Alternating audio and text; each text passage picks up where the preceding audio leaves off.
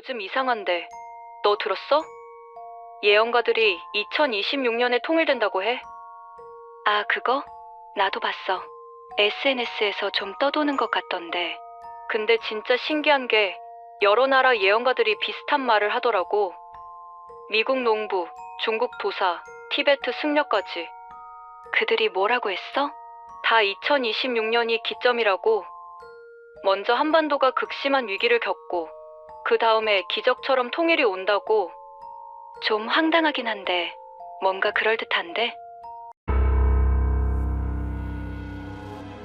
티모시 딕스는 미국 중서부 농촌 지역에서 세대에 걸쳐 농사를 지어온 평범한 농부다. 현재 60대 초반의 이 남성은 1990년대부터 꿈과 환상을 통해 미래의 사건들을 예언해온 사람으로 알려져 있다. 그는 고등학교를 졸업한 후 대학에 가지 않았고 특별한 신학 훈련을 받지도 않았다. 그저 농장에서 일하며 살아가던 중 어느 날부터 밤마다 이상한 꿈들을 꾸기 시작했다고 한다. 딕슨의 예언 스타일은 매우 독특하다. 데이터나 통계, 정치학 이론 같은 것들을 사용하지 않는다. 대신 그가 꾼 꿈 속의 이미지들을 있는 그대로 설명한다. 동물들, 색깔, 자연 풍경, 추상적인 기하학적 모양들. 이러한 상징적 이미지들이 그의 예언의 핵심이다. 그는 2016년 트럼프의 대선 승리를 미리 예언했다고 알려져 있다. 그의 설명에 따르면 수개월 전에 그는 꿈속에서 붉은색의 거대한 독수리가 황금색의 왕관을 들고 하늘을 날아가는 것을 봤다고 했다. 그리고 2020년 대선 이후의 혼란도 예언했다. 미국의 분열, 거리의 충돌, 국가의 갈등을 상징하는 이미지들을 꿈속에서 봤다고 했다. 2024년 말, 딕슨은 한국을 방문하게 되었다. 서울의 한 기독교 행사에 초청된 것이었다. 그곳에서 그는 한반도의 미래에 대해 강연했고 그의 말이 온라인에서 빠르게 퍼져나갔다. 특히 그가 언급한 호랑이와 금빛 새에 대한 이야기는 한국인들의 강한 호기심을 자극했다. 호랑이는 한민족의 상징이고 새는 자유와 평화의 상징이기 때문이었다. 딕슨은 인터뷰에서 다음과 같이 말했다. 나는 복잡한 정치 이론을 모른다. 하지만 나는 꿈을 본다. 그리고 그 꿈들이 현실이 된다. 한반도의 미래도 꿈속에서 봤다. 그것은 매우 아름다운 꿈이었다. 하지만 그 꿈에 도달하기 전에 먼저 어둠이 있었다. 이것이 그가 여러 예언가들의 검은 달 예언과 일맥상통하는 지점이었다. 딕슨이 처음 본 환상은 매우 어두웠다. 그는 2025년 연말 어느 밤 깊은 잠에 빠져 있었다. 그 밤 그가 본 꿈의 배경은 한반도였다. 시골 지역의 들판이었다.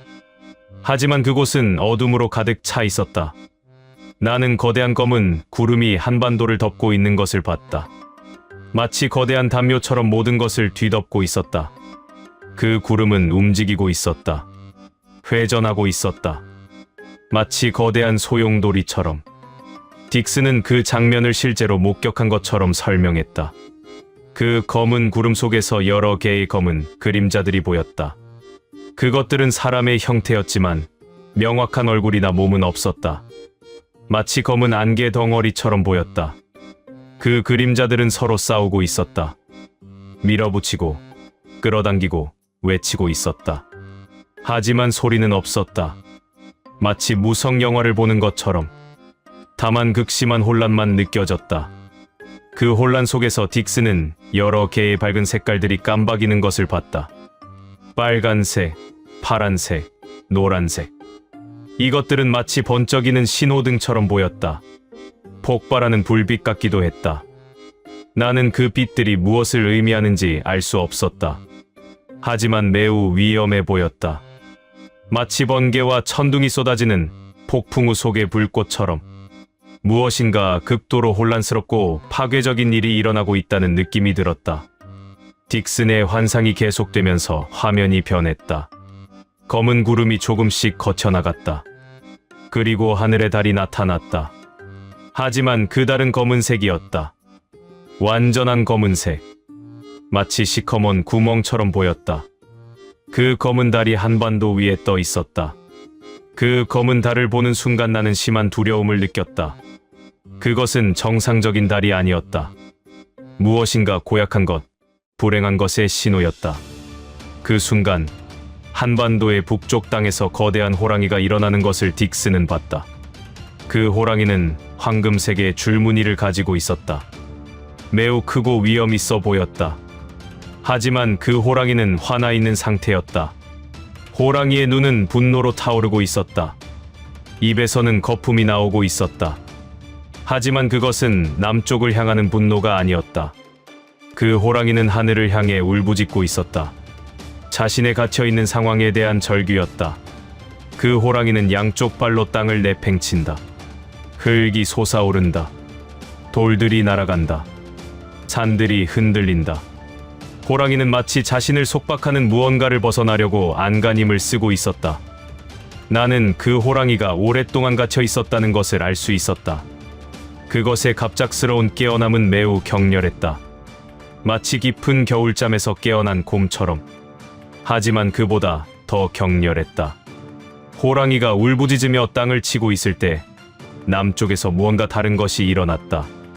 하늘에서 금빛 새 한 마리가 내려오는 것이었다. 그 새는 매우 크고 우아했다.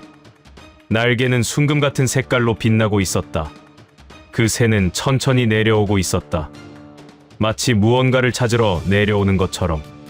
그 새의 눈은 호랑이를 바라보고 있었다. 새가 계속 내려오면서 딕스는 그 새의 모습을 더욱 명확하게 볼 수 있었다. 그것은 마치 피닉스처럼 보였다.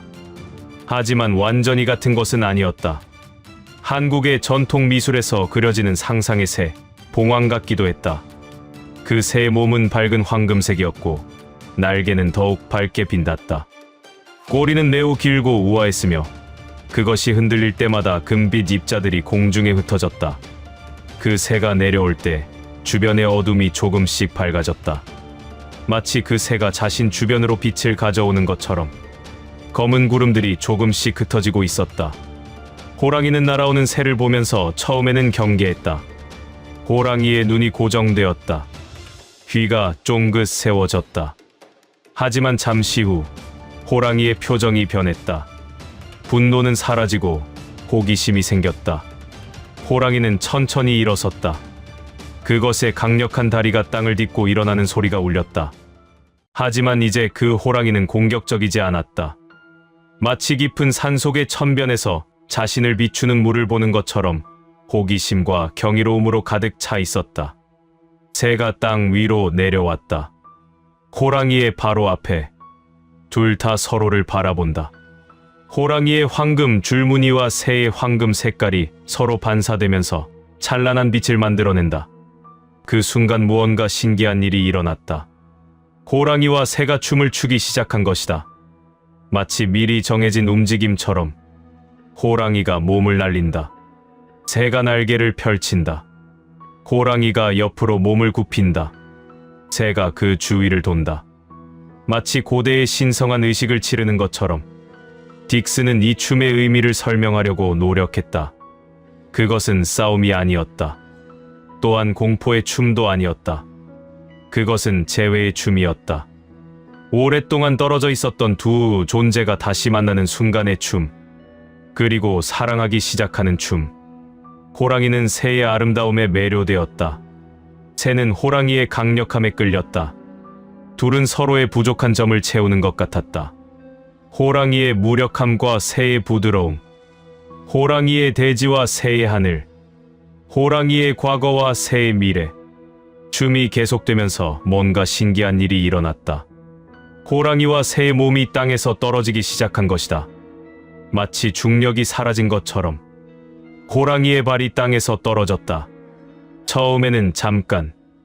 하지만 계속 둥둥 떠오르기 시작했다. 새는 호랑이의 목 주위를 감싸며 날개로 호랑이를 밀어 올렸다. 호랑이는 저항하지 않았다. 마치 이것이 자연스러운 일인 것처럼. 둘은 함께 하늘로 올라간다. 점점 더 높이. 검은 구름들이 아래로 사라진다. 호랑이와 새는 구름 위로 올라간다. 그들이 올라가면서 밤하늘에 별들이 나타나기 시작했다. 처음에는 한두 개, 하지만 계속해서 더 많은 별들이 나타났다. 마치 누군가 하늘의 등불들을 켜기 시작한 것처럼. 호랑이와 새가 계속 상승하자 주변의 어둠이 거쳐나간다. 검은 달도 사라진다. 그 자리에 밝은 해가 나타난다. 어느 단계에서인지 모르겠지만 밤이 낮으로 변한다.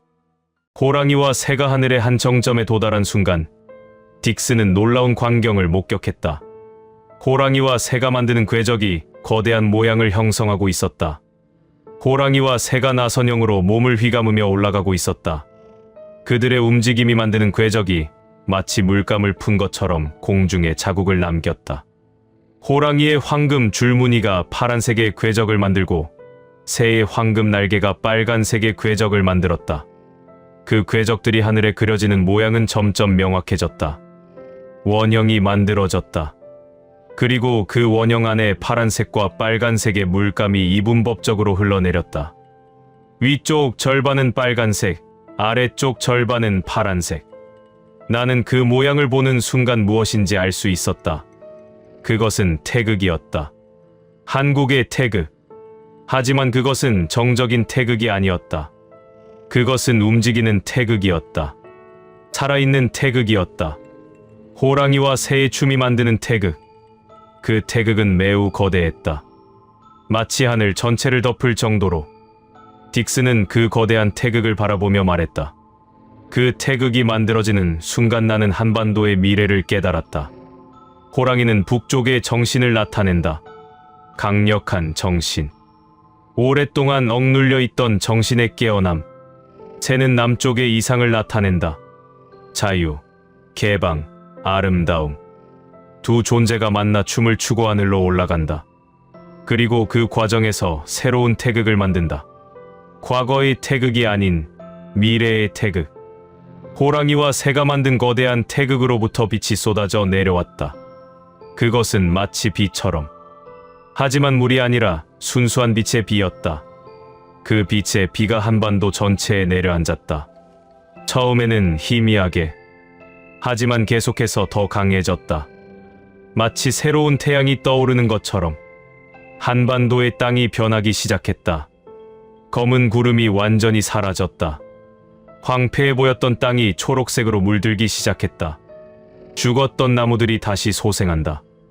마른 강이 다시 물이 찬다. 나는 그 장면을 보며 느꼈다. 이것이 회복이다. 이것이 치유다.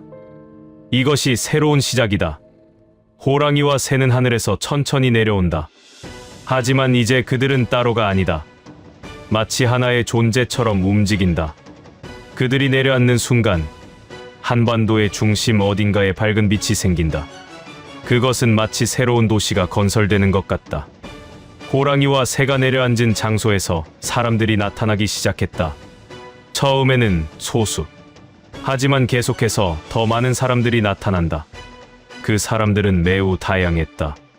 젊고 늙고, 남자이고 여자이고, 서로 다른 모습들이었다. 하지만 그들의 표정은 모두 같았다. 희망으로 가득 찬 표정. 딕스는 이 사람들의 정체를 설명했다. 그들은 북쪽 사람들과 남쪽 사람들이 만난 결과였다. 호랑이와 새가 만드는 태극 안에서 두 세계의 사람들이 만나기 시작한 것이다. 처음에는 경계했다. 서로를 모르니까. 하지만 호랑이와 새의 춤을 본 사람들은 무언가를 깨닫는다. 우리는 본래 하나였다. 우리는 본래 형제자매였다. 우리는 본래 같은 땅의 사람들이었다. 그 사람들이 만드는 새로운 공동체가 형성된다. 처음에는 작은 것. 하지만 시간이 지나면서 점점 커진다. 그것은 마치 하나의 유기체처럼 자라난다. 티모시 딕슨의 환상은 2026년 한반도의 미래에 대한 매우 구체적인 메시지를 담고 있다. 제임스 라이트의 검은 달과 흰 해 예언과 비교해보면 두 예언자는 서로 다른 언어를 사용하지만 같은 내용을 말하고 있는 것처럼 보인다. 검은 달은 곧 호랑이가 깨어나기 전의 검은 구름이다. 극심한 혼란과 폭풍 후 그 속에서 강력한 에너지가 폭발한다. 호랑이는 북한을 상징하기도 하고 한민족의 강력한 정신을 상징하기도 한다. 금빛새는 한반도의 미래의 이상을 상징한다. 자유, 평화, 아름다움, 개방석. 남쪽에서 내려오는 새는 기존 질서의 붕괴 속에서 나타나는 새로운 가능성을 의미한다. 호랑이와 새의 춤은 북과 남의 만남을 상징한다. 하지만 그것은 전쟁이나 패배의 춤이 아니다. 재회의 춤이다. 사랑의 춤이다. 오랫동안 떨어져 있었던 존재들이 다시 만나 새로운 무언가를 만들어내는 과정이다. 하늘로의 상승은 한반도가 더 이상 지정학적 갈등의 땅이 아니라 새로운 정신적 물질적 높이에 도달하는 것을 의미한다. 국제 무대에서의 위상이 상승한다. 새로운 기술, 새로운 문화, 새로운 가치관이 세계에 퍼져나간다. 거대한 태극 무늬는 통일 이후의 한반도를 상징한다. 하지만 그것은 기존의 태극과는 다르다. 살아있는 태극, 움직이는 태극, 호랑이와 새의 에너지로 가득 찬 태극. 이것은 전통과 현대, 북과 남, 정신과 물질이 완벽하게 조화를 이루는 상태를 의미한다. 빛의 비와 초록색으로 변하는 땅은 회복과 치유의 과정이다. 전쟁으로 황폐해진 국토가 다시 살아나고 사람들의 마음도 치유된다. 새로운 도시들이 건설되고 새로운 경제가 형성된다. 마지막으로 나타나는 사람들은 통일 이후의 한민족이다. 북쪽과 남쪽의 경계 없이 자유롭게 오가며 새로운 미래를 함께 건설하는 사람들이다. 딕슨의 예언은 절망적인 측면도 있고 희망적인 측면도 있다. 검은 구름과 검은 달로 시작되는 극심한 혼란. 하지만 그 혼란이 호랑이의 깨어남을 가져온다. 그 깨어남이 새로운 세력 금빛 새와 만난다. 그리고 둘이 춤을 추며 새로운 미래를 창조한다. 2026년부터 2030년에 걸쳐 일어날 한반도의 이 대변화. 여러 예언가가 각기 다른 방식으로 같은 메시지를 전하고 있다. 한반도는 극심한 시련을 겪겠지만 그 시련을 통해 새로운 나라로 거듭날 것이다. 호랑이와 새가 만드는 거대한 태극처럼 새로운 한반도가 탄생할 것이다. 여러 예언가들이 각기 다른 언어와 문화적 배경을 가지고 있음에도 불구하고 2026년 한반도의 통일을 예언한다는 것은 매우 흥미로운 현상이다. 이것은 단순한 우연이 아닐 수도 있다. 검은 달과 호랑이와 거대한 혼란으로 시작되는 것은 현재 한반도의 정치, 경제, 사회적 위기가 극심해질 것을 의미한다. 하지만 그것이 끝이 아니라 새로운 시작의 신호라는 점이 중요하다. 금빛 새와 흰 해와 시민운동으로 대표되는 새로운 힘의 출현은 기존 체제의 붕괴 속에서 새로운 가치관과 리더십이 나타난다는 의미다. 이것은 역사적으로도 일어나는 일이다. 절망의 순간이 오히려 가장 위대한 변화를 가져온다. 호랑이와 새의 춤, 즉 북과 남의 만남은 전쟁이나 정복이 아니라 재회와 사랑을 의미한다. 오랫동안 분열되어 있었던 한민족이 다시 하나가 되는 과정이다. 하늘로의 상승과 거대한 태극은 한반도가 더 이상 약한 국가가 아니라 세계의 중심으로 떠오르는 과정을 의미한다. 새로운 기술, 새로운 문화, 새로운 정신이 세계를 변화시킨다. 빛의 비와 초록색으로 변하는 땅은 회복과 번영의 시대다. 전쟁으로 황폐해진 북한 지역이 다시 살아나고 남북 주민들의 마음도 치유된다. 과연 이 모든 예언이 현실이 될 것인가? 2026년이 되어봐야 알 수 있다. 하지만 분명한 것은 이러한 예언들이 많은 사람들에게 희망을 주고 있다는 것이다. 극심한 혼란 속에서도 새로운 미래가 가능하다는 믿음을, 그리고 그 믿음이 현실을 만드는 첫 번째 단계일 수도 있다는 것이다. 제임스 라이트는 1960년대 후반에 태어난 미국의 미래 예언가다. 그는 조지아주 애틀란타를 중심으로 활동하면서 국제 정세, 금융시장, 사회 심리학을 통합적으로 분석하여 장기 시나리오를 제시해왔다. 그의 특징은 전통적인 경제학이나 정치학의 틀에 얽매이지 않는다는 것이다. 라이트는 1980년대부터 국제 금융시장의 변곡점을 지적해왔다. 1987년 검은 월요일 이후 소련의 붕괴를 예측했고 2008년 글로벌 금융위기 3년 전부터 미국 부동산 시장의 위험성을 경고했다. 또한 2011년 아랍의 봄을 수개월 전에 감지했으며 2015년 중국 경제 위기의 신호를 포착했다. 물론 모든 예측이 정확한 것은 아니었지만 그의 성공률은 일반적인 미래학자들보다 높다고 평가된다. 라이트가 한반도에 관심을 가지게 된 것은 우연이었다. 2023년 여름, 그는 일본 도쿄에서의 강연을 마친 후 한국을 방문하게 되었다. 서울의 한 대학에서 초청한 것이었다. 당시 그는 한국의 정치 상황, 기업 구조, 사회 분위기를 직접 경험했다. 청와대 근처를 거닐었고 강남역 주변의 카페에 앉아 사람들을 관찰했으며 지하철에서 일반인들의 표정을 주시했다. 그 경험이 그에게 깊은 인상을 남겼다. 라이트는 한국이 세계에서 가장 역동적이면서도 가장 취약한 나라라고 판단했다. 역동적이라는 것은 기술 혁신, 기업 문화, 시민의식이 세계 최고 수준이라는 의미였다. 하지만 취약하다는 것은 정치 시스템이 불안정하고 사회적 신뢰도가 낮으며 거대 기업의 권력이 과하다는 의미였다. 무엇보다 한반도의 분단 상태가 가져오는 심리적 압박감이 가장 큰 불안 요소였다. 2024년 초, 라이트는 미국으로 돌아가 40일간의 깊은 명상 수련에 들어갔다. 조지아주의 시골 지역에 위치한 한 수련원에서 하루 16시간을 명상과 자료 분석에 집중했다. 최소한의 음식만 섭취하고 세상의 소식과 단절한 채로 한반도의 미래를 깊이 있게 사유했다. 28일째 되는 밤, 자정 무렵에 그는 어떤 깨달음에 도달했다고 한다. 그것이 바로 그가 세상에 공개한 예언, 즉 검은 달과 흰 해의 시나리오다. 2025년 11월, 라이트는 다시 한국을 방문했다. 이번에는 더욱 구체적인 예언을 들고서였다. 서울의 여러 대학과 컨퍼런스에서 강연을 했고 그의 말은 한국 언론을 통해 빠르게 확산되었다. 특히 유튜브와 인스타그램에서 그의 강연 클립들이 바이럴되면서 수백만 한국인이 그의 메시지를 받아들이게 되었다. 라이트가 한반도에 집중하는 이유는 분명했다. 그는 인터뷰에서 다음과 같이 말했다. 한반도는 세계의 축소판이다. 미국과 중국의 갈등, 일본과의 역사 문제, 러시아의 위협, 그리고 내부의 정치 경제 모순이 모두 한반도에 응축되어 있다. 한반도가 어떻게 변하느냐는 동아시아의 미래를 결정한다. 그리고 동아시아의 미래는 세계의 미래를 결정한다. 이것이 라이트가 한반도를 세계 정치의 핵심 변수로 보는 이유였다. 제임스 라이트가 제시한 미래 시나리오의 첫 번째 단계는 매우 극적이다.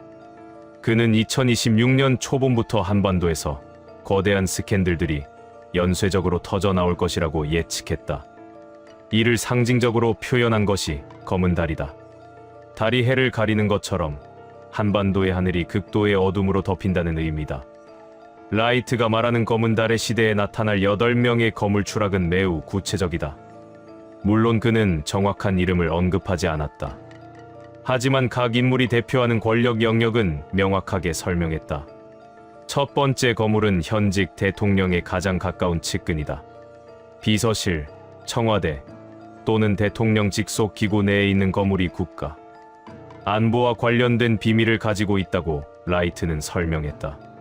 그것은 대통령과의 비밀 통화 기록, 불법적인 자금 이동, 외국 세력과의 의심스러운 접촉 등이 될 수 있다. 라이트의 표현에 따르면 어느 날 갑자기 외신 기자가 기사를 터뜨린다. 처음에는 작은 뉴스일 수도 있다. 하지만 그것이 나가는 순간 눈사태가 시작된다. 국내 언론이 몰려든다. 국회에서 청문회를 열겠다고 한다. 특별검사팀이 움직인다. 그 측근은 처음에는 부인한다. 하지만 증거가 쌓인다. 음성 파일이 공개되거나 해외 은행 거래 기록이 나오거나 클라우드 서버 데이터가 유출될 수 있다. 결국 그 측근은 해외로 도망치려 한다. 공항에서 적발되거나 국제 수사 요청이 들어간다. 그는 제3국을 거쳐 어딘가로 사라진다. 공식적으로는 더 이상 발견되지 않는다. 하지만 그의 추락은 시작된 것이다. 그는 세상의 망명자가 된다. 두 번째 거물은 야당의 핵심 리더다. 이 사람은 지금까지 정부를 강하게 비판해온 도덕적 지도자로 알려진 인물이다. 하지만 그의 과거에는 숨겨진 비리들이 있다. 뇌물수수, 부당한 자금 유용, 윤리적 위반 등이 그것이다. 첫 번째 인물이 터질 때 야당은 그것을 기회로 본다. 정부를 강하게 몰아붙인다. 국민의 여론도 처음에는 정부의 등을 돌린다. 하지만 바로 그 순간 누군가 이 야당 리더의 비리를 터뜨린다. 처음에는 개인이 폭로한 것처럼 보인다. 그러나 그것이 촉발점이 된다. 국민들이 분노한다. 너도 비리가 있었는가 하는 외침이 터져 나온다. 언론이 파고든다. 기자들이 그의 과거를 하나하나 캐낸다. 전직 비서가 증언한다. 관련자들이 법정에 선다. 그 리더는 처음에는 부인한다. 그 다음에는 변명한다. 마지막에는 침묵한다. 결국 그는 정계에서 물러난다. 하지만 그것으로 끝나지 않는다. 법원 소송이 시작된다. 재판 절차가 길어진다. 세 번째 거물은 거대 재벌 그룹의 회장이다. 한국 경제를 움직이는 인물이라고 알려진 이 사람의 한마디가 주식을 움직인다. 기업인들이 그를 따른다. 하지만 그의 기업 내부에는 엄청난 비리가 숨겨져 있다. 자금 세탁, 정치인들에게의 거액 뇌물, 노동자 착취, 환경 파괴 등이 모두 장부, 통장, 휴대폰 메시지에 기록되어 있다. 누군가 그 회사의 회계 담당자가 내부 고발한다. 혹은 현직 임원이 증거를 폭로한다. 감시 카메라 영상이 나온다. 검찰이 출동한다. 국제조직범죄수사기구도 관심을 보인다. 왜냐하면 그 회장은 해외 로비에도 자금을 쓴 것으로 보이기 때문이다. 그 회장은 자신을 부인한다. 측근들 탓을 한다. 하지만 증거 앞에서 모든 말이 무력해진다. 법원은 그를 구속한다. 국민들은 그를 비난한다. 그의 회사 주가는 폭락한다. 그 회장의 추락은 다른 재벌들도 흔들어 놓는다. 누가 다음일 것인가 하는 공포가 번진다. 네 번째 거물은 검찰청의 수장 또는 고위 검사다. 법을 집행하는 입장이지만 그 자신이 법을 어겼다. 뇌물수수, 권력 남용, 부당한 기소 등이 드러난다. 그의 비리가 터날 때 법 체계 전체가 흔들린다. 다섯 번째 거물은 언론사 회장이다. 그는 국민의 눈과 귀 역할을 하는 사람이지만 자신의 이익을 위해 언론을 조종해왔다. 부당한 기사, 적대 진영 매장, 광고료 강요 등이 드러난다. 그가 폭로되면 언론의 신뢰도 함께 떨어진다. 여섯 번째 거물은 대형 종교 단체의 지도자다. 그는 정신적 영향력을 행사해왔지만 신도들의 재산을 착복했다. 수십억 원대의 비리가 드러난다. 조직의 신뢰가 흔들린다. 일곱 번째 거물은 대법원의 고위 판사다. 그는 공정한 판결을 해야 했지만 뇌물로 판결을 바꿨다. 많은 억울한 사람들이 그의 판결로 인해 옥살이를 했을 수도 있다. 여덟 번째 거물은 주요 신문사의 논설위원이다. 그는 여론을 주도해왔지만 거대 기업의 압력에 굴했다. 자신의 신념을 팔았다. 라이트는 이 8명의 추락이 동시에 일어나지 않는다고 강조했다. 하지만 수개월의 시간 차이로 연쇄적으로 일어난다. 마치 도미노처럼. 한 명이 넘어가면 다음 명을 밀어내고 그 다음 명을 밀어낸다. 라이트가 표현한 검은 달의 시대는 1960년대의 정치 변혁기, 1980년대의 사회운동, 1997년의 경제위기, 2002년의 국정원 과거사 건과 비교해도 훨씬 복합적이고 극심한 상황이다. 왜냐하면 정치, 경제, 사회가 동시에 무너지기 때문이다. 제임스 라이트는 한반도의 위기가 고립된 사건이 아니라고 강조했다. 그것은 동아시아 전체의 변화 속에서 일어나는 일이라고 했다. 2026년 초 중국의 상황을 살펴보자. 라이트의 분석에 따르면 중국도 내부적으로 큰 도전을 직면하고 있다. 중국의 경제 성장률이 둔화되고 부동산 시장이 불안정해진다. 이미 2020년 이후 진그룹의 위기, 관료 부패, 그리고 제조업 이탈이 계속되고 있다. 중국 지도부는 한반도의 혼란을 기회로 보려 한다. 한반도의 약화를 이용해 한반도에 대한 영향력을 확대할 수 있다고 생각한다. 중국은 경제적 지원과 외교적 중재를 제시함으로써 한반도에 대한 지배력을 강화하려고 시도한다. 하지만 동시에 중국도 내부 위기에 빠져 있다. 라이트는 2026년 중반부터 중국도 정치적 혼란을 경험할 가능성을 제시했다. 고위급 관료들의 부패 사건이 폭로되고 경제 위기가 심화되며 사회 분열이 심화될 수 있다는 것이다. 물론 중국의 일당 체제가 한국처럼 노출되지는 않겠지만 내부적으로는 큰 갈등을 경험할 가능성이 있다. 그렇게 되면 중국이 한반도에 개입할 여력이 줄어든다. 일본의 경우는 어떨까? 라이트는 일본이 한반도의 위기에 대해 매우 신중한 입장을 취할 것으로 예측했다. 일본은 한반도의 불안정성이 자신의 안보에 직접적인 위협이 될 수 있기 때문이다. 한반도에서 난민이 발생하면 그들이 일본으로 몰려올 수 있다. 한반도의 경제 붕괴는 일본 경제에도 영향을 미친다. 일본의 여러 대기업들이 한국에 투자하고 있기 때문이다. 하지만 동시에 일본도 자신의 이익을 추구할 것이다. 라이트는 한반도의 혼란 시기에 일본이 몇 가지 기회주의적 행동을 할 수 있다고 지적했다. 예를 들어, 독도 문제를 다시 제기할 수 있다. 한반도가 약해져 있을 때 영토 문제에 대한 자신의 입장을 더 강하게 주장할 수 있다는 계산이다. 또한 일본은 한반도의 혼란이 자신에게 경제적 기회를 가져다 줄 수 있다고 생각한다. 한반도 기업들의 시장 점유율이 떨어질 때 일본 기업들이 그 자리를 채울 수 있기 때문이다. 북한은 어떻게 할 것인가? 라이트는 북한의 지도부가 한반도의 혼란을 매우 주시할 것이라고 했다. 비록 북한도 내부적으로 여러 문제를 가지고 있지만 남한의 혼란은 북한의 지도부에게 장기 전략을 재검토할 기회를 준다. 북한은 핵무기 개발을 계속 진행하면서 동시에 남한과의 관계 개선을 조심스럽게 제시할 수 있다. 남한이 약해져 있을 때 통일에 대한 자신의 입장을 더 유리하게 제시할 수 있다고 생각할 수 있다. 하지만 라이트는 중요한 한 가지를 강조했다. 중국, 일본, 북한 모두 한반도의 혼란을 이용하려고 시도하겠지만 결국 성공하지 못할 것이라고 했다. 왜냐하면 한반도 내부에서 새로운 힘이 일어나기 때문이다.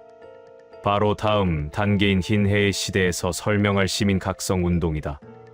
라이트의 예언은 2026년 새해부터 시작된다. 그는 구체적인 월별 예언을 제시했다. 2026년 1월 새해 첫 주에 국정원이나 검찰에서 비리 의혹이 제기되는 뉴스가 터진다. 처음에는 작은 기사로 취급될 수 있다. 하지만 연말연 초에 정치적 휴지기가 끝나면서 본격적인 수사가 시작된다. 2026년 3월 첫 번째 거물의 비리가 대거 폭로된다. 언론사에서 특별 보도팀을 꾸려 깊이 있는 조사 보도를 한다. 그 거물과 관련된 금융거래, 통화 기록, 메시지가 공개된다. 국회에서 긴급 청문회를 개최하겠다고 발표한다. 2026년 4월 청문회가 열린다. 여당과 야당 의원들이 거물을 강하게 추궁한다. 첫 번째 거물은 부인하거나 기억을 못한다고 답변한다. 법적 조치를 취하겠다고 선언한다. 동시에 유명 변호사들이 그의 변론을 막기 위해 물밀듯이 몰려온다. 2026년 6월 첫 번째 거물의 재판이 진행되는 와중에 두 번째 거물야당 리더의 비리가 터진다. 처음에는 블로거나 유튜버를 통해 제기된다. 하지만 그것이 언론으로 확대된다. 야당 리더는 이를 정치 보복이라고 주장한다. 그의 지지자들이 청와대를 향해 시위한다. 동시에 보수 진영은 야당 리더의 비리를 강하게 추궁한다. 2026년 8월 세 번째 거물의 비리가 폭로된다. 내부 고발자가 나타난다는 뉴스가 나온다. 그의 재벌 그룹에서 수십억 원대의 비리가 적발된다. 주가가 폭락한다. 관련 기업들의 직원들이 구조 조정을 당한다. 2026년 9월 경제 위기가 심화된다. 부동산 시장이 흔들린다. 전월세 시장이 급변한다. 집을 구하지 못하는 사람들이 늘어난다. IMF 때와 비슷한 불안감이 사회에 퍼진다. 금리가 인상될 수도 있고 통화 정책이 변할 수도 있다. 외환 시장이 불안정해진다. 2026년 12월. 연말이 되면서 정치, 경제, 사회의 모든 영역이 극도로 혼란스러워진다. 5번째, 6번째 거물들의 비리도 터날 수 있다. 크리스마스와 새해 대신 불안감과 절망감으로 가득 찬 시간이 된다. 이것이 바로 라이트가 설명한 검은 달의 한 해다. 하지만 라이트는 절망만이 한반도의 미래가 아니라고 강조했다. 동시에 또 다른 일이 일어나기 시작한다는 것이다. 바로 시민의 각성이다. 검은 달이 가장짓을 때 한반도의 남쪽 지역에서 무언가가 움직인다고 라이트는 설명했다. 구체적으로 그는 제주도, 남해, 여수 같은 도서 지역과 남쪽 지역에 집중했다. 2026년 가을경부터 사람들이 자발적으로 모이기 시작한다는 것이다. 처음에는 소수다. 수십 명, 수백 명. 하지만 시간이 지나면서 그 수가 늘어난다. 수천 명, 수만 명. 이들은 특정 정치 진영에 속하지 않는다.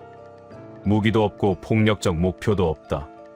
그들은 단순히 현실을 직시하고 변화를 추구하기 위해 모인다. 그들의 모임은 매우 독특하다. 낮과 밤으로 토론한다. 새벽부터 저녁까지 회의한다. 자연 속에 모여 깊은 생각에 잠긴다. 하늘을 향해 명상한다. 서로의 이야기를 듣는다. 소통한다. 이들의 외침은 조용하다. 속삭이는 것 같기도 하다. 하지만 그 목소리가 모이면 엄청난 파장이 된다. 마치 거대한 파도 같은 힘이다. 검은 달이 점점 옅어진다. 마치 검정색 필터가 거치는 것처럼. 아주 천천히, 하지만 멈추지 않는다. 먼저 검은 달의 가장자리가 밝아진다. 가로 테두리에 밝은 선이 생긴다. 그 선이 점점 커진다. 달의 한쪽 면이 드러나기 시작한다. 그리고 그 드러난 부분이 점점 커진다. 그리고 어느 순간 달은 완전히 사라진다. 그 자리에 무언가 다른 것이 떠오른다. 그것은 해다. 밝은 해, 흰 해, 새로운 해. 그 해가 동쪽 하늘에서 떠오른다. 그 흰 해가 떠오르는 순간 한반도 전체가 밝아진다. 어둠이 거쳐나간다. 길을 잃었던 사람들이 길을 찾기 시작한다. 희망이 돌아온다. 흰 해가 떠오를 때 3명의 사람이 새롭게 주목받기 시작한다. 이들은 8명의 거물들과는 완전히 다르다. 이들은 지금까지 숨겨져 있었던 지혜로운 사람들이다. 이 3명이 함께 일한다. 정치인이 정책을 만들고 기업인이 그것을 실행하고 일반 시민이 그것을 지지한다. 이들은 서로를 돕는다. 경쟁하지 않는다. 한 목표를 향해 걷는다. 새로운 한반도를 건설하는 것이다. 흰 해가 떠오르고 외부 침투자들이 무력화될 때 한반도에서는 새로운 기술이 탄생한다고 라이트는 설명했다. 이것은 우연이 아니라 사회 변화의 흐름이 그렇게 만드는 것이다. 이 기술은 매우 작고 효율적이다. 하지만 매우 강력하다. 한반도가 만드는 이 도구는 정밀한 칼처럼 날카롭다. 정확하다. 그리고 매우 효과적이다. 라이트는 이 기술이 정확히 무엇인지 명확하게 말하지 않았다. 하지만 그것이 세계 미래의 판도를 바꾼다는 것은 분명했다. 혹은 에너지 기술일 수도 있고, 정보통신 기술일 수도 있고, 바이오 기술일 수도 있다. 라이트는 이 기술이 나타나면 중국도 주목하고, 러시아도 주목하고, 북한도 주목하고, 일본도 주목하고, 미국도 주목한다고 했다. 한반도는 더 이상 약한 국가가 아닌 것이다. 더 이상 강대국들 사이의 완충지대가 아니다. 한반도는 힘을 가진 국가가 된다. 한반도의 의견이 중요해진다. 한반도와의 관계가 중요해진다. 미국은 한반도와의 동맹을 더욱 강화하려 한다. 중국은 한반도와의 관계를 신중하게 관리해야 한다. 러시아도 한반도를 무시할 수 없다. 일본도 한반도의 힘을 인정해야 한다. 라이트의 예언에서 가장 극적인 부분이 바로 남북 문제다. 흰 해가 떠오르고 기술이 개발되고 경제가 회복되면서 한반도에서는 또 다른 변화가 일어난다. 가장 근본적인 변화다. 남쪽과 북쪽이 점차 가까워진다. 처음에는 매우 조심스럽다. 서로를 탐색하는 것처럼 보인다. 하지만 시간이 지나면서 그 거리가 줄어든다. 제임스 라이트의 예언을 통해 우리가 할 수 있는 질문은 다양하다. 과연 이 예언이 현실이 될 것인가? 언제 이것이 일어날 것인가? 우리는 이것을 피할 수 있는가? 아니면 수용해야 하는가? 먼저 라이트의 예언에서 흥미로운 점은 그것이 특정 시간대를 제시한다는 것이다. 2026년 검은 달의 시작, 2026년 가을부터 2027년 초의 시민운동, 2027년 봄부터의 희내, 2028년 이후의 남북 화해와 통일. 이러한 구체적 시간대는 라이트의 예언을 더욱 신뢰할 수 있게 만든다. 왜냐하면 예측의 정확성을 검증할 수 있기 때문이다. 따라서 우리가 할 수 있는 것은 그 혼란에 대비하는 것이다. 개인적으로는 경제적 안정성을 확보하고 심리적 여유를 준비하며 사회적 네트워크를 강화해야 한다. 국가적으로는 정치 체계의 투명성을 높이고 경제의 다양성을 추구하며 사회적 통합을 위한 대화의 장을 마련해야 한다. 그리고 무엇보다 중요한 것은 희망을 잃지 않는 것이다. 라이트는 검은 달 다음에는 반드시 희내가 온다고 했다. 어둠 다음에는 새벽이 온다고 했다. 고통 다음에는 회복이 온다고 했다. 절망 다음에는 희망이 온다고 했다. 왜 이 사람을 한시 빨리 찾아야 하는가? 리우밍천은 이것을 3번이나 강조했다. 중국의 천재 예언 신동 리우밍천은 중국 윈난성 외딴 마을 출신으로 태어났다. 3살에 또렷한 말을 하고 4살에 전생 기억을 말한 그는 12살에 이미 미래를 읽는 능력을 인정받았다. 베이징 대학 물리학과를 중퇴하고 티베트에서 명상 수행을 한 그는 우주의 정보장과 공명하는 능력으로 유명하다. 2022년 러시아 우크라이나 전쟁, 2023년 터키 지진, 2025년 한반도 산불, 중국 대홍수 등 수많은 예언을 적중시켰다. 그는 과학과 영성을 결합해 시간의 실타래를 읽는다고 한다. 2025년 10월 중국 수펑시성에서 열린 역학 강연회에 1000명이 모였다. 리우밍천은 고대 역사와 천기운에 대해 말하던 중 갑자기 말을 멈추고 눈을 감았다. 10분간의 침묵 후 그는 떨리는 목소리로 말했다. 방금 미래의 실타래가 보였다. 그것은 2026년부터 2030년 동아시아의 격변이다.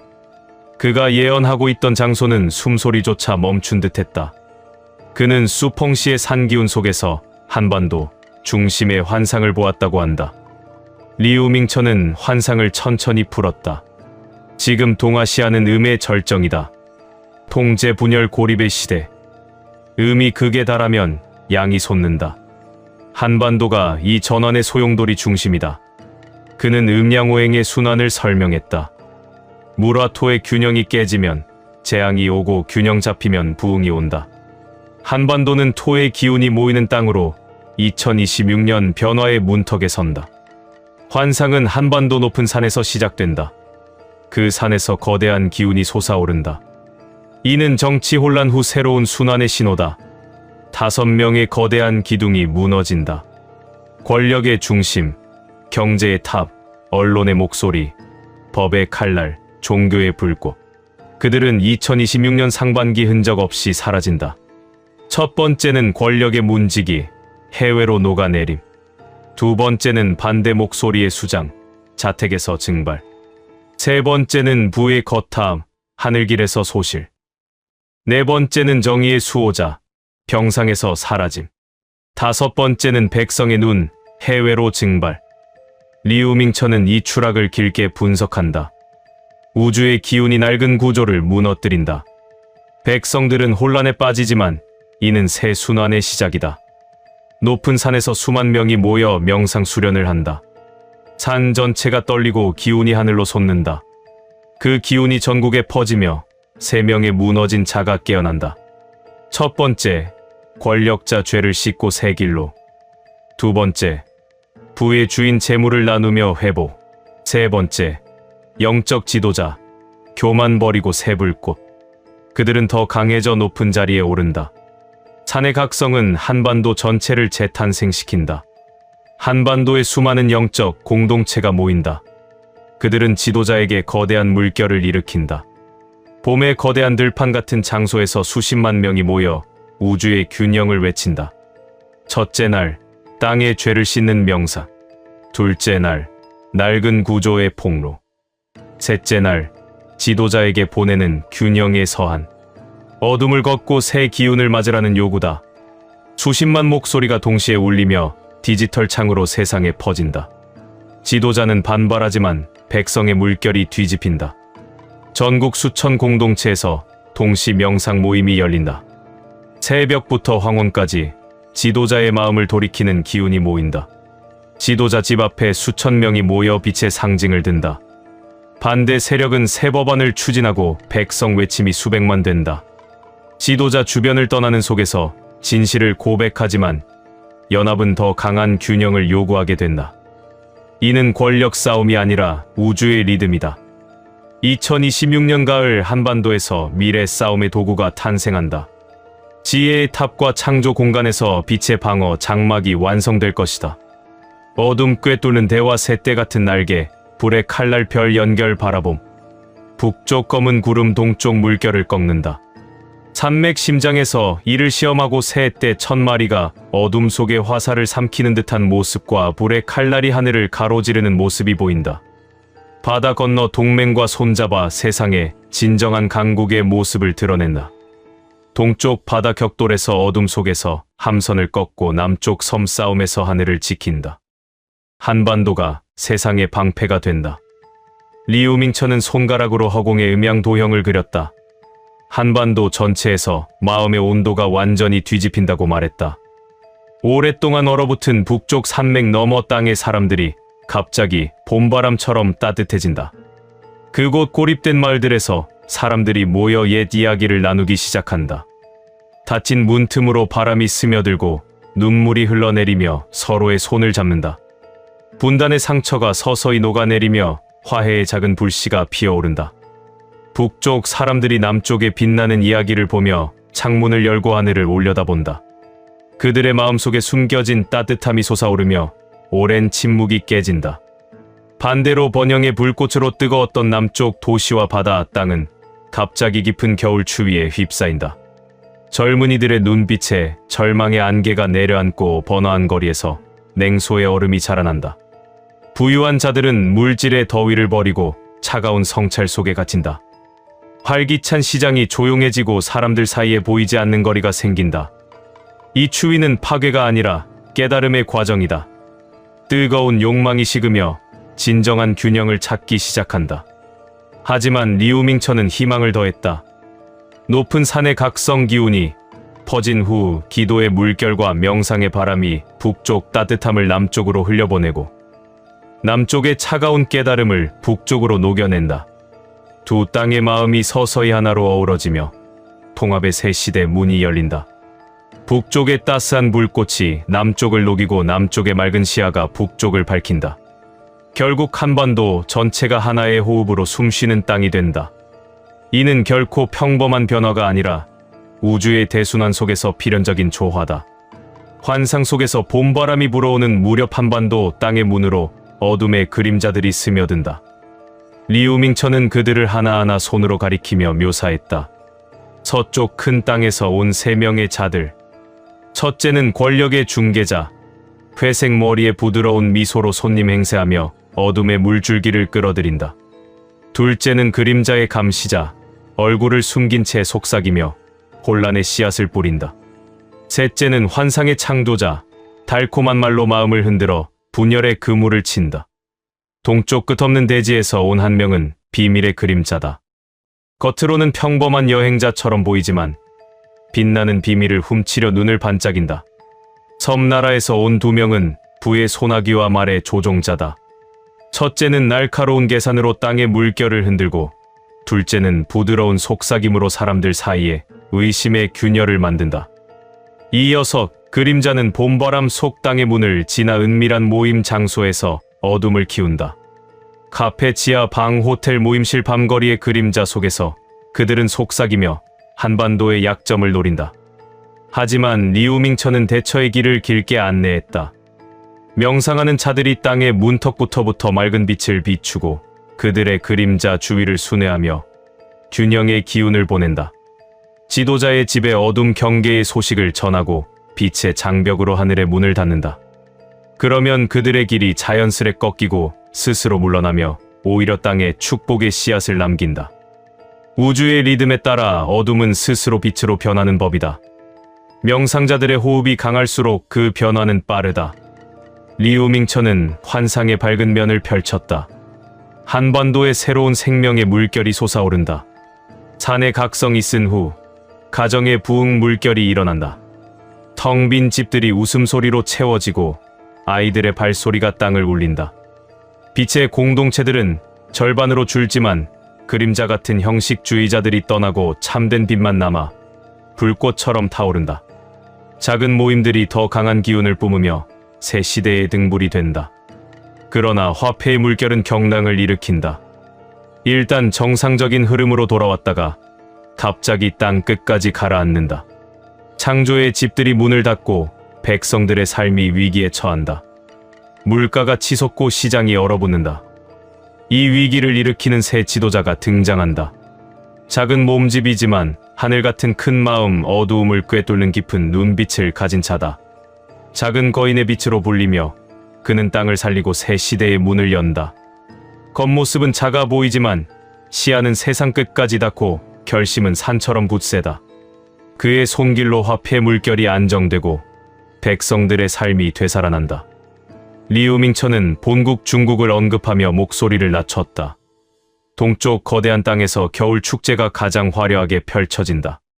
붉은 기가 하늘을 뒤덮고 거대한 광장에서 불꽃이 터지며 수억 명의 환호가 메아리친다.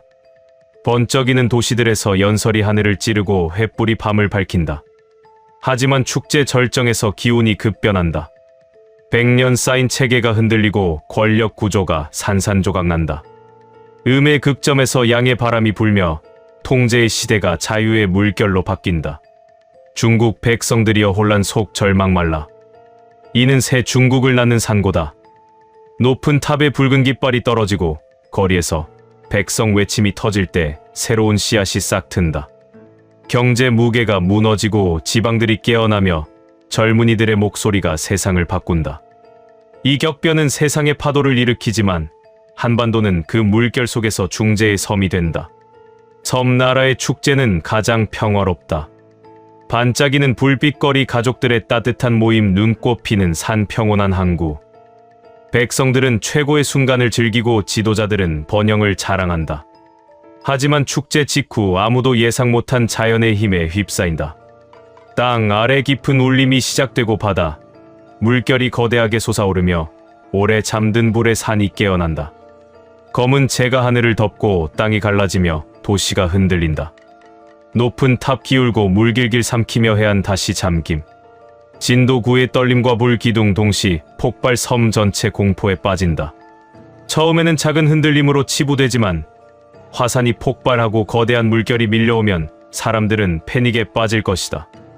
지하로 가는 길들은 막힐 것이고 하늘로 가는 길 또한 닫혀서 관광객들이 그 섬에서 나올 수 없게 될 것이다.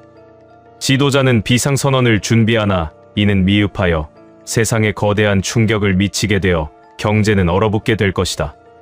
하지만 어둠 속 섬 백성들은 점차 다시 일어날 것이고 젊은이들의 용기와 옛 전통의 힘으로 재건하게 되리라. 이들의 정신력은 세상에 놀라움을 안겨줄 것이다. 리우밍천은 강연장 청중을 둘러보며 천천히 말했다. 우주의 순환은 절대 멈추지 않는다. 가장 깊은 겨울 밤일수록 새벽은 가까워진다. 지금 동아시아는 겨울의 절정에 있지만 한반도는 그 중심에서 새벽을 맞이할 것이다. 혼란과 시련은 중심에 앉기 위한 과정일 뿐 견디고 산 기운 받으면 동아시아 새빛 비춘다. 한반도 남쪽 끝, 바다와 산이 맞닿은 그 땅에서 바로 지금 우주의 깊이를 가늠할 수 없는 신동이 태어났다. 리우밍천은 수펑시 강연장에서 환상을 풀며 이 말을 가장 마지막에 목소리를 떨며 했다. 청중들은 숨을 죽였다. 그는 눈을 감고 깊은 호흡을 3번 한 후 천천히 입을 열었다. 이 아이는 평범한 탄생이 아니다. 그의 몸속에는 천지의 모든 기운이 응축되어 있다. 북쪽의 얼음, 남쪽의 불, 동쪽의 땅, 서쪽의 물, 이 네 기운이 한 몸에 모인 것이다. 태어날 때 하늘이 울부짖고 산이 떨렸다고 한다. 그의 울음소리는 산맥을 넘어 바다를 건너 전국에 메아리 쳤을 것이다. 하지만 세상은 아직 모른다. 그 깊이를 가늠할 수 없는 존재가 지금 막 세상에 나왔다. 리우밍천은 이 신동의 탄생을 상징적으로 길게 묘사했다. 남쪽 끝자락 따뜻한 바다와 험준한 산이 만나는 그 땅. 밤하늘이 가장 별이 많고 산기슭에 작은 마을이나 어촌이 있는 곳. 아이의 어머니는 평범한 여인일 수 있다. 어업이나 농사에 종사하는 가정. 하지만 아이가 태어난 순간 방 안이 빛으로 가득 찼고 아이의 눈은 우주의 별처럼 반짝였다. 그의 작은 손가락 하나가 움직일 때마다 공기가 진동하고 시간이 느려지는 듯했다. 이 아이는 3살이 되기도 전에 사람들의 마음을 읽고 미래의 실타래를 풀어낼 것이다. 왜 한시 빨리 찾아야 하는가? 리우밍천은 3번 강조했다. 첫째, 이 신동은 동아시아의 균형을 잡는 열쇠다.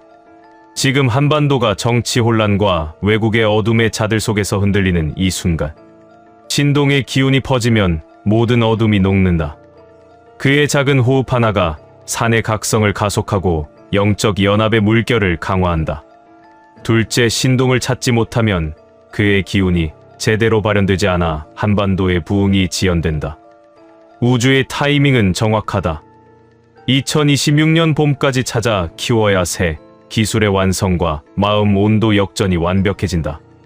셋째, 신동은 보호가 필요하다. 어둠의 자들이 그의 존재를 감지하면 그를 노릴 수 있다. 평범한 집에서 자라는 그를 지키지 않으면 우주의 선물이 사라질 위험이 있다. 리우밍천은 찾는 방법을 구체적으로 안내했다. 먼저 남쪽 끝 산과 바다, 경계 땅을 주시하라. 작은 어촌이나 산골마을 아이들 중 눈빛이 남다른 자를 보라. 그 아이는 3살 무렵부터 이상한 말을 하고 꿈에서 미래를 본다고 할 것이다. 동물들이 그 아이 주위에 모이고 바람이 부드럽게 불며 꽃이 계절 밖에서 핀다. 그의 주변에 기운의 장막이 쳐져 있어 평범한 사람들은 접근조차 어렵다. 명상자나 깨달은 자들만 그를 느낄 수 있다. 찾은 후 어떻게 할 것인가? 리우밍천은 길게 설명했다. 그 아이를 산의 명상 공동체로 데려가라. 높은 산 기운 속에서 키워야 그의 힘이 제대로 싹튼다. 영적 수련자들, 명상가들, 역사, 지식인들이 그를 둘러싸야 한다. 아이에게 고대 역학, 천문학, 자연의 순환을 가르치되 강요 말고 자연스럽게 흘러가게 하라. 음식은 산의 열매, 바다의 생선, 깨끗한 샘물만 먹여라. 그의 꿈을 기록하고 별의 움직임을 관찰하게 하라. 10살이 되면 동아시아 전체를 위한 첫 메시지를 전할 것이다. 이 신동의 역할은 상상 이상이다. 그는 정치 혼란을 끝내고 새 지도자를 깨우는 등불이 된다. 5 기둥 추락 후 새 기둥 부활을 주관하고 영적 연합의 대동원을 뒷받침한다. 새 기술 개발 시 그의 직관이 핵심 아이디어를 준다. 마음의 온도 역전뿐만 아니라 북쪽의 따뜻함과 남쪽의 차가움의 균형을 잡는다. 외국 어둠의 인물들을 물리치는 그의 순수한 기운은 빛의 장벽 그 자체다. 화폐 위기 속 작은 거인 지도자와 만날 때 비로소 통합의 새벽이 밝는다. 리우밍천은 경고했다. 신동을 찾지 못하면 한반도의 변화가 5년 늦어진다. 동아시아 재편이 지연되고 중국 붉은 축제, 붕괴, 섬, 나라, 재앙 속에서 한반도가 제대로 빛나지 못한다. 하지만 찾아 키우면 2030년 이전의 통일 새벽 맞이하고 동아시아 새 질서 중심된다. 이 아이는 일반적인 신동 아니다. 우주의 균형을 잡는 열쇠이자 동아시아 새 시대의 씨앗이다. 찾는 자들은 어딜까? 리우밍천은 청중중 명상자들을 보며 말했다. 너희들 중 몇 명이 이미 느꼈다. 남쪽 끝 산기슭 꿈에서 빛나는 아이를 본 자. 그 꿈을 따라가라. 작은 어선이나 산길 마을로 가라. 평범한 집 지붕에 별빛이 머무르고 아이 웃음소리가 바람에 실려온다. 한시 빨리 찾아라. 우주의 타이밍은 기다려주지 않는다. 그 아이를 품에 안고 산으로 올라가라. 그러면 한반도 새벽이 밝아오른다. 리우밍천은 마지막으로 속삭이듯 말했다. 그 신동은 지금 울고 있다. 그의 울음소리가 산을 넘어 바다를 건너 너희 귀에 들려오지 않는가? 한시 빨리 찾아 키워라. 그의 작은 손이 동아시아를 바꾼다. 수펑시 강연장은 그날 신동의 먼 울음소리로 가득 찼다. 신디 제이콥스는 미국 텍사스주 달라스에 기반을 둔 세계적으로 유명한 기독교 예언자이자 기도운동 지도자다. 1951년생인 그녀는 국제기도 네트워크를 설립해 국가 지도자들과 협력하며 전 세계 정치사회 사건을 영적으로 해석하고 기도로 영향을 미쳐왔다. 그녀는 1990년대부터 예언의 사도로 불리며 이라크 전쟁, 코로나 팬데믹 등 주요 사건들을 미리 예언한 것으로 알려져 있다. 특히 부시 대통령 오바마 행정부 시절 백악관을 방문하고 아프리카, 남미 국가 지도자들과 만난 그녀의 활동은 전설적이다.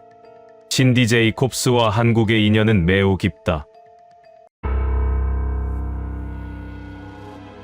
2000년대 초반부터 한국을 아시아의 영적 불꽃으로 부르며 수차례 방문했다.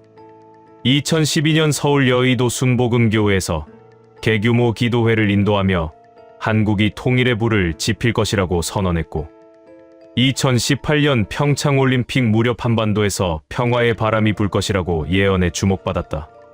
그녀는 한국 교회 지도자들과 정기적으로 화상통화하며 한국의 기도가 세계를 변화시킨다고 강조한다.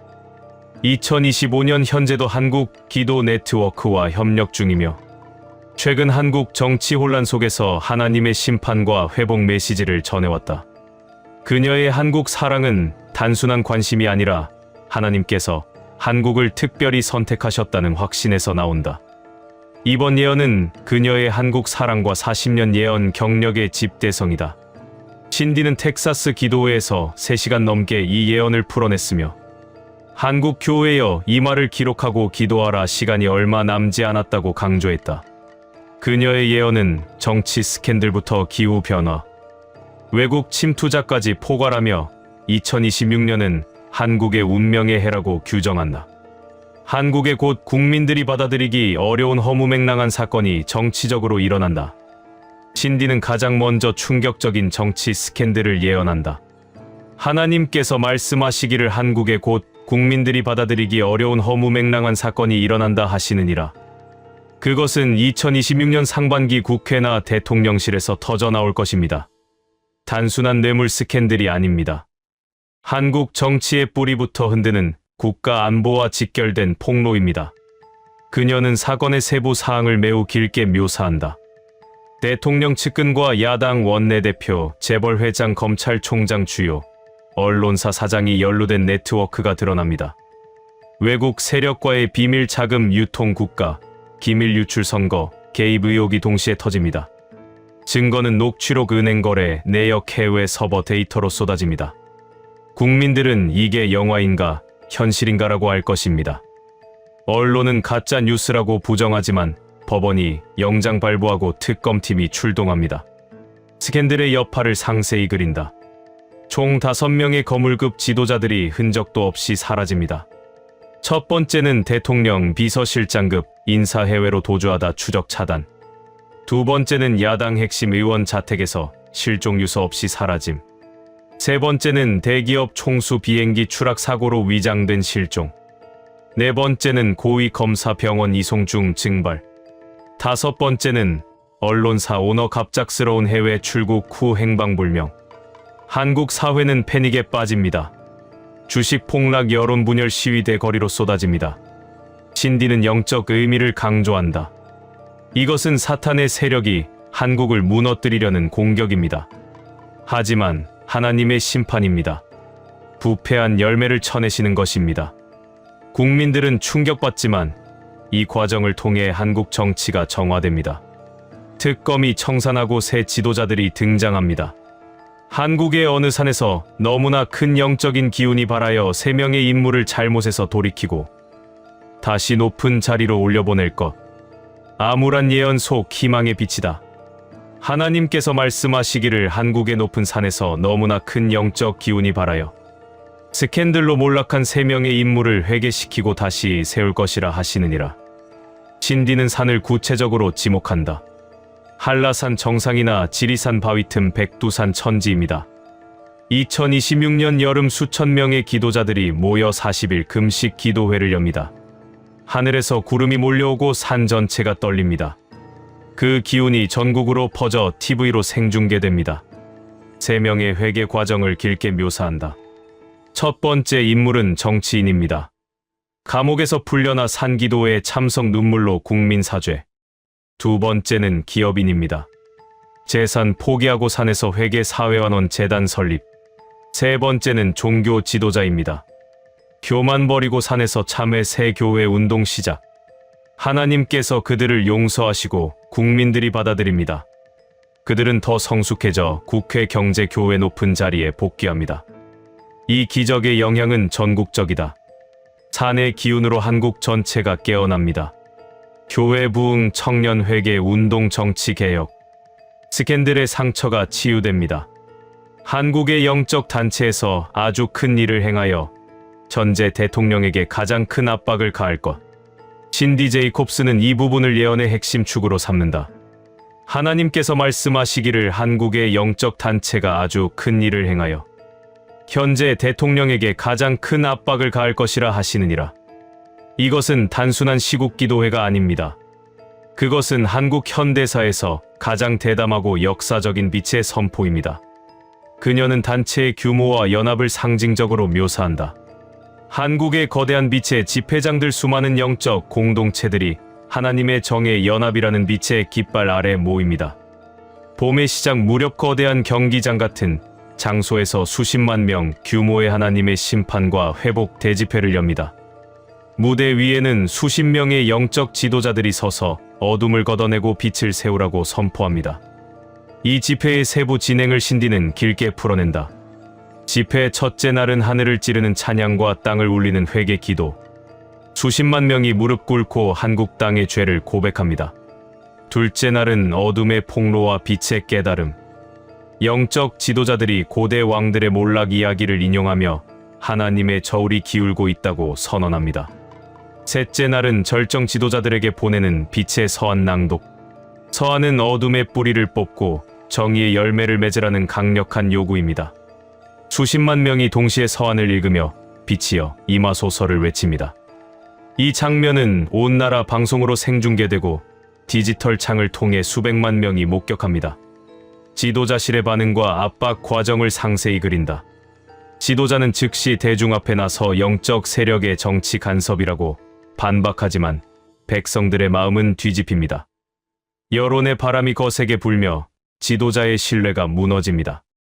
전국 수천 개의 빛의 공동체에서 동시 빛의 기도회가 열리며 매일 새벽부터 황혼까지 지도자의 마음을 돌이키소서라는 기도가 울려 퍼집니다. 지도자의 집 앞에 수천 명의 빛의 사람들이 모여 어둠 대신 빛의 상징을 들고 서 있습니다. 반대 세력은 빛의 정의 법안을 추진하고 백성들의 외침이 수백만에 달합니다.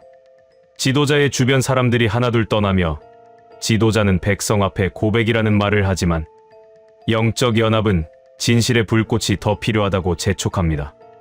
이 일의 파장은 국가 전체를 뒤흔든다. 빛의 연합 움직임이 백성들의 물결로 확대됩니다. 일하는 이들의 한낮 빛의 모임, 젊은이들의 빛의 교류, 가정의 새벽 빛의 기도가 온 땅에 퍼집니다. 디지털 공간에서 하늘을 찌릅니다. 부와 권력의 주인들도 빛을 따르는 선언을 합니다. 지도자의 빛은 땅 끝까지 줄어들며 새로운 시대의 문이 열리는 논의가 시작됩니다. 신디는 강조한다. 이것은 세상의 압력이 아니다. 하늘의 음성이다. 고대 왕처럼 회개하면 새 생명이 온다. 한국에서 새로운 기술을 개발하는데 이는 미래 전쟁에 아주 큰 영향을 미칠 것. 신디의 예언은 어둠 속 기술의 빛으로 전환한다. 하나님께서 말씀하시기를 한국 땅에서 새로운 빛의 도구를 창조하는데 이는 미래의 싸움에서 세상을 바꿀 것이라 하시느니라. 한국이 세상 빛의 방패가 될 것이다. 그녀는 창조 과정과 빛의 도구를 상징적으로 길게 설명한다. 가을의 황금빛, 무렵 지혜의 탑과 창조의 대장간 방패의 수호자들이 모여 빛의 방어 장막을 완성합니다. 핵심은 어둠을 꿰뚫는 빛의 대화, 지혜의 쇳대 같은 수천 개의 날개, 하늘을 가르는 불의 칼날, 별들의 눈과 연결된 정확한 바라봄입니다. 이 장막은 북쪽의 검은 구름, 동쪽의 거대한 물결을 99% 꺾어냅니다. 창조와 드러냄의 여정을 길게 묘사한다. 이 빛의 도구는 땅의 어둠 속 비밀탑에서 싹트고 바다 건너 빛의 동맹들과 손잡습니다. 가을 끝 무렵 산맥의 심장부에서 시험, 새떼 1000마리가 순식간에 어둠의 화살 수백을 삼키고 불의 칼날이 하늘을 가르며 어둠을 녹입니다. 옛 지도자의 빛나는 유산 위에 새로운 동맹의 바람이 불며 세상에 드러납니다. 빛의 현현 장면이 세상에 퍼지며 땅끝 나라들이 놀라움을 금치 못합니다. 전략적 빛의 파장을 상세히 그린다. 미래 싸움의 물결이 바뀝니다. 동쪽 바다의 격돌에서 한국의 빛 장막이 어둠의 배를 꺾고, 남쪽 섬들의 싸움에서 빛의 쇳대가 하늘을 지킵니다. 빛의 동맹들이 한국의 빛을 받아들이고 북쪽 어둠은 스스로 물러납니다. 하나님의 지혜로 한국이 세상의 빛 수호자가 됩니다. 신디는 작은 빛이 거대한 어둠을 삼킨다고 말합니다. 한국의 추운 지역이 더워지고 한국의 더운 지역이 매우 추워질 것. 하나님께서 말씀하시기를 한국의 차가운 북쪽 땅이 따뜻해지고 뜨거운 남쪽 땅이 차가워질 것이라 하시느니라. 이는 바람의 변화가 아니라 마음의 온도입니다. 신디는 상징성을 길게 풀어낸다. 차가운 북쪽의 마음이 봄바람처럼 따뜻해집니다. 고립된 이들이 빛의 이야기를 나누며 눈물을 흘리고 닫힌 문이 서서히 열리며 화해의 불씨가 피어납니다. 반면 뜨거운 남쪽의 마음이 겨울바람처럼 식습니다. 젊은 마음들이 절망의 안개에 쌓이고 부유한 자들이 냉소의 얼음에 갇힙니다. 하지만 산의 빛 기운 후 기도의 물결로 균형이 잡힙니다. 북쪽의 따뜻함이 남쪽으로 흘러들고 남쪽의 깨달음이 북쪽을 녹입니다. 땅 전체가 하나의 마음으로 통합되는 새 시대가 옵니다. 미국에서 3명, 중국에서 1명, 일본에서 2명이 한국을 오는데 이 자들을 조심하고 경계하라.